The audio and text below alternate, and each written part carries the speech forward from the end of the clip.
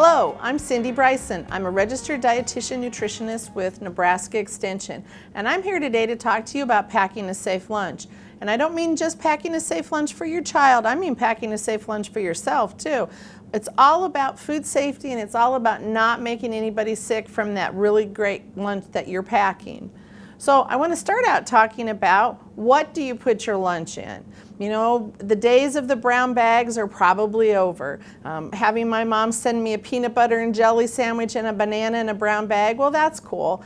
But now we're bringing leftovers, and we're bringing things we heat in microwaves, and we're bringing things that could potentially make us sick. So it's really important we bring them in something that's going to keep them cold. There's a wide variety of bags out there right now that you can put your lunches in. Two of these they're insulated. Actually, all of them are insulated, and you can stick your lunch in here. You can stick a freezer square in them, and it keeps it cold until you have lunch. But the important part about these is it doesn't necessarily matter what it looks like. It could be a top loading one, it could be a cloth one that you may have to wash, hand wash all of them, or it could be something that has insulation like this in it. The important part, not only that it is insulated, but the important part is that you wash this out periodically. Have you ever looked in the bottom of your lunch bag and seen something green growing? That's not very good. It's really important that once a week you take some hot soapy water and you wash it out, and then let it air dry, because you want whatever you're putting your food in to be sanitary too. So again, it doesn't matter what your bag looks like. You know, some bags have handles you can throw over your arm. Some have handles that you can carry. This one is just, it's cloth, it's nice. You can throw it in the washer, and just don't throw it in the dryer, that it'll melt.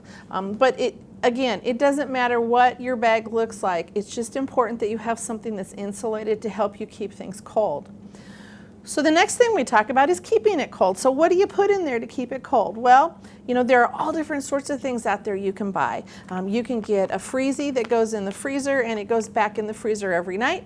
Again, I would recommend once a week you just wash this off with some warm soapy water and let it air dry on a towel. Same thing with any of these hard freezies. This is one that you can actually screw into the top of a cooler. This is one you can just sit beside your food. Any of these will work. What happens if you don't have any of those? Something as simple as a bag of ice cubes. I have double bagged this, so when it melts it doesn't leak into my food. And then when I come home at night, I throw it back in the freezer, and you can keep using it and keep using it. It's just 2 zipper bags with some ice in it. Really simple, really low budget. Other things you can do if you don't have any of these. You can freeze if you're taking a juice box, or you're sending a juice box with your child. You can freeze these overnight, stick them in your lunch bag, and by the time your child has their lunch, these are thawed, but they've kept your food cold the whole morning, which is really nice. Or you can freeze yogurts. You can freeze yogurts in a little container. You can freeze yogurts in tubes. Again, these will thaw by the time you get to lunch. If you're going to send things like yogurt, though, especially in tubes like this, freezing them is good, but I would still put some form of ice in there, or some form of freezy, because it's important. These will thaw long before lunch, but it will help. So anything like that that you can do. One really cool thing that you can put in your lunch box, or maybe you just bring this as your lunch, is a freezer container itself. So this is kind of a neat idea. There are all different sorts of versions of them out there. This has a nice snap-on lid, goes in the dishwasher. I love it. You can put it in the dishwasher at night, you don't have to worry about it. But the really cool thing about it is that this part, the top part you put your food in, actually goes in the freezer. This is a gel freezer container. Really cool. I like that a lot. You can freeze it. You can put, if you're going to take a salad, or if you're going to take some sort of goulash or something, you can put it in here. If you're taking a salad, it even has a little place for your salad dressing if you want. This freezes. And then the bottom part stays cold. You put your sandwich in here. But another really nice aspect of a container like this is when you're done washing it, it stores nice and flat too. I really like that. Or you can make it really big and you can put a salad in it. So one of the things you want to look for when you're buying containers like this is, what are you going to use it for? If I'm using this strictly for salads, this is great. All goes in the dishwasher, not a problem. If I'm going to heat things up, I'm going to look for a container that can go in the microwave. What am I going to use if it goes in the microwave? A container like this that says microwave safe. So I know that when I put it in the microwave, it's not going to melt. This is another container just like the other one I just showed you. Again, the lid snaps on. There's a place to put your salad dressing or some dry articles. You can put a salad or a sandwich in the bottom. This packs really, really nicely in a container. Keeps your banana from being squished. I kind of like that. But these are just all different sorts of containers. You don't have to have things like this. This container actually has what they call a hydration bottle in it if you're sending liquids. Other things that you can put, if you don't have something that's going to keep it cold, maybe it's starting to get cold this fall, you want to start sending soups with your child, or you want to bring a soup, or you want to bring some leftovers. You heat them up in the morning and put them in a small thermos, and those can go in your lunch bag too, and then they're still warm by lunch. Other items that are out there, cute little snack things you can stick in your purse. This actually comes with a spoon. All different sorts of containers. I'm a big fan of things that either go away or things that are reusable. These are kind of neat. These are very popular right now. These are reusable sandwich and snack bags. So what they are is they're made of a type of plastic that you can actually wash and let dry. And what I like about them is the zipper is very nice. It holds on really well. So it comes in different sizes. These are the snack sizes, and these are the sandwich sizes. I don't think I'd probably stick something that I was going to heat up in here, like a casserole or maybe a hamburger, something like that, but it's definitely something that you can stick in here that you can take with you. All different sorts of ideas for packing your lunch. One thing that you really have to think about is what are you putting in your lunch, and is it going to stay cold enough? If you're putting potentially hazardous foods in your lunch, it needs to be cold. If you're putting hot things in there, how are you going to keep it hot? Another thing to think about is at many workplaces and many schools, you bring something cold that you're going to heat up. So I made dinner last night and I made soup. Well, I'm going to heat it up today. I'm taking it in a container I can put in the microwave at work or at school. Think about that microwave at work or at school. Is it clean? What are you putting your lunch in to heat it up? Have people splattered food all over it? Is it clean? Are they cleaning it out periodically? It's really probably kind of scary to put your lunch into a microwave container or a microwave that's not clean. So be aware when you send something with your child to school if they have a microwave, or if you're going to work and putting your lunch in a microwave, make sure that it's clean. Make sure that you're not putting it in something that's dirty and that's growing any sort of bacteria. So the biggest takeaway message with all of this is, one, cleanliness. Keep your bag clean. Keep everything you're sending your food in clean. The other one is keep it cold. Either keep it cold or keep it hot. Use a thermos or use some sort of freezer ice thing. And the other thing is making sure that whatever you're taking, that if you're heating it up, it's going to be microwave safe. If you're using it cold, that you wash it out every day, hot soapy water, let it air dry. You don't want to keep using it over and over again all week long and then wash it at the end of the week. If you're going to put food in it, you need to make sure that you're going to wash it every day. So I leave you with that. Pack a safe lunch for yourself and your family. If you'd like to follow me at Mom of 3RD on Twitter, we're also on Facebook Fridays around 2 o'clock talking about fresh produce. If not, if you have any food or food preservation questions, please feel free to call the Extension office at 402-444-7804, and we would be happy to answer your questions Monday through Friday, 8 to 4:30. Until then, pack a safe lunch and have a great day.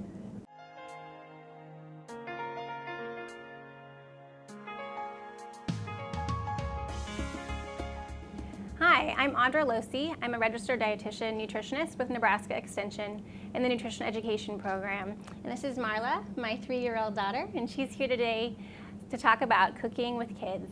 We're going to do a recipe today for zotes, which is an oatmeal recipe that includes zucchini in it. So we're going to try that today. And I just want to also emphasize that when you're cooking with children, that it's important to remember that yes, it does sometimes take more time.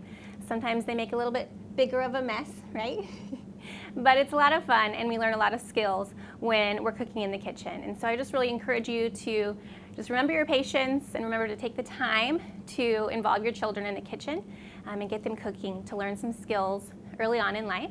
And we also find that when we're cooking with kids, that they're more likely to try the foods that they're involved in. So we're going to start off first with our recipe, and we're going to shred our zucchini and get it ready to go in with the oatmeal. So we're just going to kind of trim off the end of the zucchini, and then we'll shred that.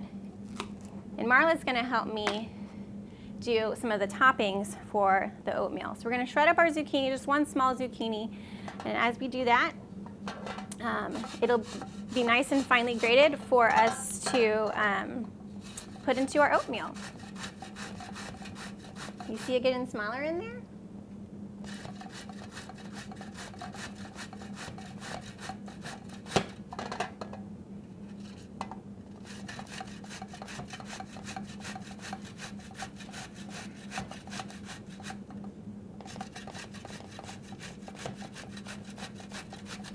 Okay. Put that aside. All right, Marla, I'm going to have you put the zucchini into our big bowl that we're going to microwave our oatmeal. So here's our big bowl. And here's your spatula. Can you help me scrape that in there? Make sure you get it all out. Good work, sister. All right.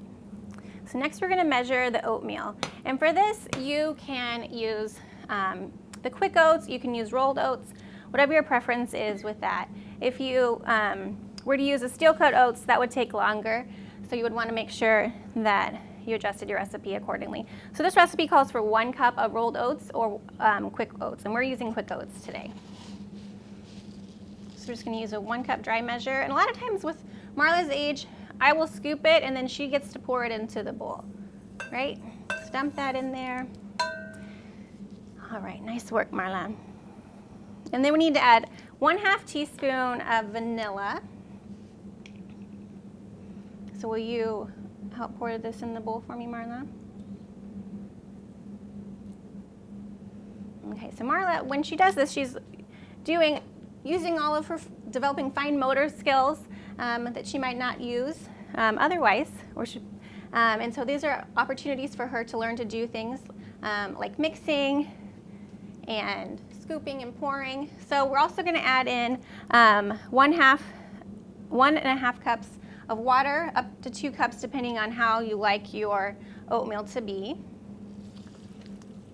So we're going to pour that in. You can also use milk. I like to do that as well, so it gives a little bit more of a nutritional boost for your breakfast. So we want to go ahead and stir that together, Marla. Use your spoon and stir that together. And then we're going to also do 1/2 teaspoon of cinnamon. You pour that together. Dump, dump, dump. Can you tap it on the side? Get it in there.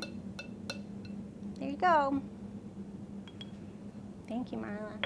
And so when you're cooking with kids, it can be nice to have a little bit larger bowl than you actually need so that you have some room for error when they're stirring, so you don't have to worry about making too big of a mess. But it makes it easier. You can also talk about how it can be helpful to hold onto the handle. So I'm just going to turn this for you so you can hold on to the side. And go keep stirring it together. Okay, do you think it's all ready to go? Okay, so there's a little bit of cinnamon that's not quite mixed in. And now we're just going to microwave this until it's ready to eat. So we'll microwave it for about 1 minute at a time and then stir it and keep checking it until it's ready. There's the microwave. We're going to use it. Okay, so I'm going to help you get down, Marla.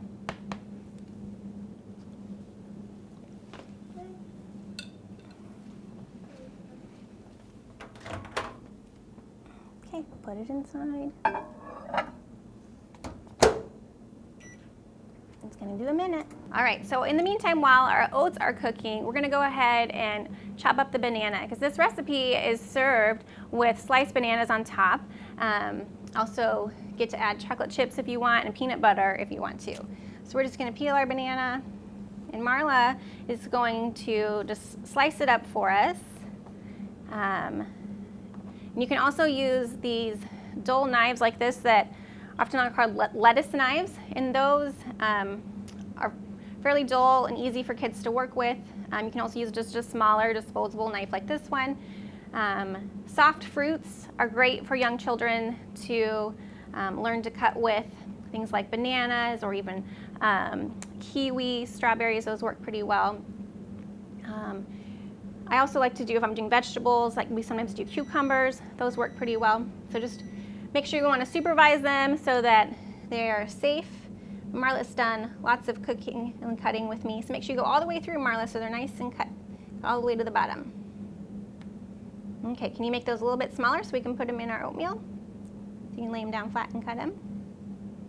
There you go. So when you have a round object, it's nice if you just lay it flat on the cutting board. So it's safer for you and it's not rolling around. So this one you can put up on its flat part like that and cut it in half. Just keep those fingers out of the way. There you go. And just do the next one. So Marla is 3. So this is a task that is good for a 3-year-old. Also, older kids would be able to do this too. But keep in mind the developmental age of your own child and how they might be ready to do something like that. Also, some tasks that would be helpful in the kitchen for a 3-year-old would be things like tearing lettuce, getting that ready for a salad. They can help stir and scoop, all those things that we've been doing today. And then also, it's important to remember that all these activities that we're doing with cooking are ways to expose kids to foods. So we know that the more a child is exposed to foods in different ways, the more likely they are to try a variety of different types of foods. So cooking is one way to do that, where you are they're experiencing the food besides eating it. Also talking about stories or going to the grocery store together, planning your meals together are all ways that you can expose kids to foods over time. And so the more times that they see a food, hear about a food, talk about it, smell it, all of those things, or get to cook with it, the more likely they are to eat it. And so that's an important thing to keep in mind when you are cooking with kids. Okay, I think it's ready now. And stir it up and see. It might need a little bit longer.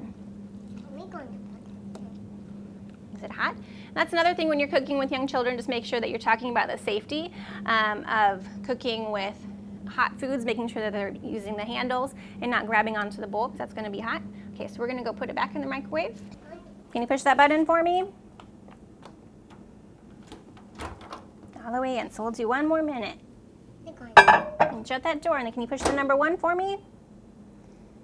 There you go. So it's also something to think about that kids can learn about counting, they can learn about colors. There's all kinds of math and science that you can learn about while you're cooking together.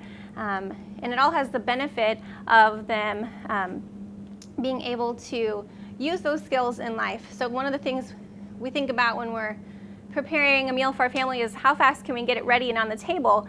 And that's true. Some nights are definitely like that, where we're in a hurry. But it's also important to slow down and take the time to teach them these skills so that they can learn them as they get older and be able to use them as an adult. So you just want to push down on it. Push down and go through. There you go.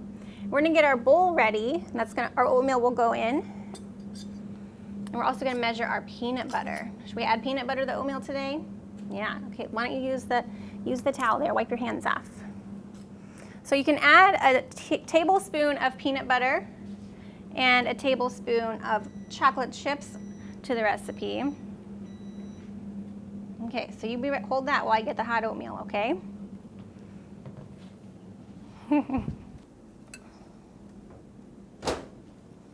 Are you trying it? That's something else we talk about is food safety, right? We talk about how we need to keep our hands clean.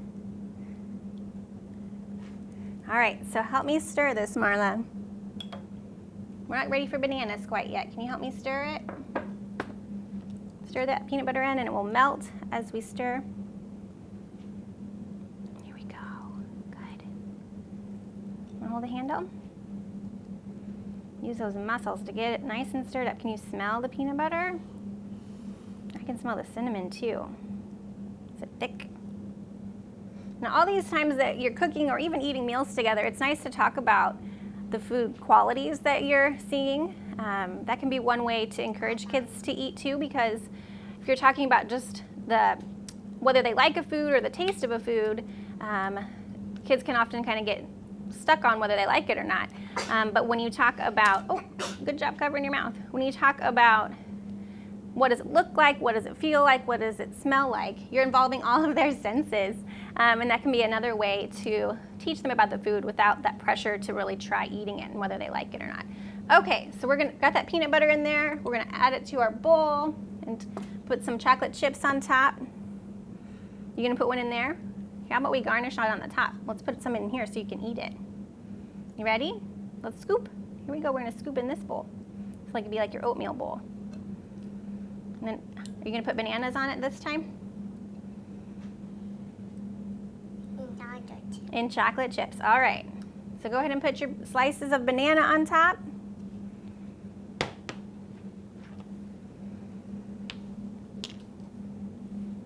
And then you can use the spoon there. You can scoop your chocolate chips on top. There you go. The recipe calls for about a tablespoon of chocolate chips. And I think it's best probably just to garnish it on top a little bit when you're ready to serve it. All right, go ahead and stir it all together, Marla. You stir it together? So when you're thinking about your next meal, I encourage you to find ways to involve your children, find ways to give them a task. They can help set the table. They can help prepare things like this breakfast. They can be involved in the cleanup. I just encourage you to really give them some responsibility in the kitchen so that they learn those tasks and are involved in the mealtime. If you'd like to find this recipe, you can find it on food.unl.edu. That's it all done. Thanks for joining us today.